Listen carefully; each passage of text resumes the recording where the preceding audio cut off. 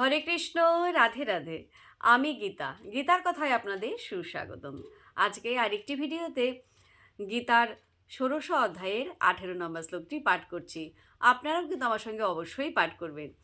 ওং নমো ভগবতে বাসুদেবায়, ওং নমো ভগবতে বাসুদেবায়, ওং নমো ভগবতে বাসুদেবায়, ওং তৎসৎ। হরে কৃষ্ণ।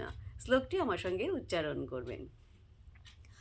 অহংকারং বলম দর্পম কামম ক্রোধম চ সংশ্রিতা মাম আত্মপরদেহেষু প্রদিশন্ত অভ্যসূয়কা।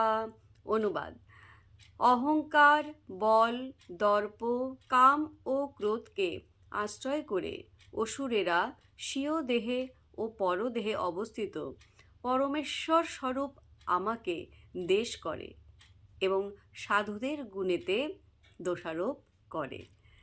তো ভক্তগণ, এমনি করে প্রতিদিন একটি করে গীতা শ্লোক পাঠ করুন আর এই দুর্লভ মানব জনমকে ধন্য করুন। আর আমাকে কমেন্ট করেছেন ঝর্ণা মান্দান। রাধে রাধে, আপনাকেও রাধে রাধে। হরি বল।